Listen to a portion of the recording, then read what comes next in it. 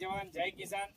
આપણે અત્યારે કોઈબા ગામની સીમમાં દિનેશભાઈની વાડીએ અત્યારે છે. દિનેશભાઈ બનાભાઈ રાજપૂતની વાડીએ, અને એમને આ 40 આંબા એમના વાડીના શેઢે અત્યારે વાવે છે.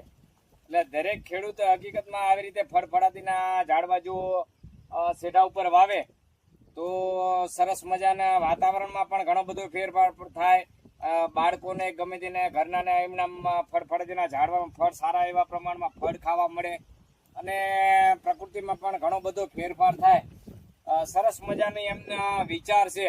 આપણે દિનેશભાઈ અત્યારે વાવે છે, અને એમની ભાવના છે કે જે પણ ખેડૂત અહીંથી રસ્તા ઉપરથી નીકળે એ એક એક આંબો એમને લાયા છે એમના ખર્ચે, પણ એમની ભાવના છે કે દરેક ખેડૂત એ વિચાર ઉપર હાલે અને એક એક આંબો એમના થી વાવવા મળે, એવી રીતે દિનેશભાઈની ચાહના છે. એટલે આપણે પણ એમના આ એક આંબો આપણે એમને વાડીએ અત્યારે વાવી છે. આવી જાઓ દિનેશભાઈ, બરાબર ને? યાર બીન વિખાશે નહીં ને?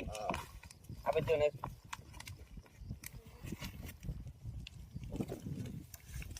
નાખો ભાઈ.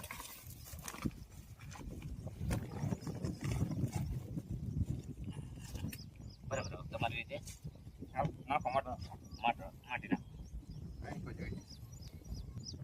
આવી રીતે દરેક ભાઈઓ પર્યાવરણ બાબતે જાગૃત થાય અને વાડીના સેટે કદાચ આપણે નડતરરૂપ વૃક્ષ હોય એ કાપીએ, પણ એને બદલે આપણે ફળફળાદીના જે છે ફળ આપે છે એવા વૃક્ષો ચોક્કસ આપણે વાવીએ.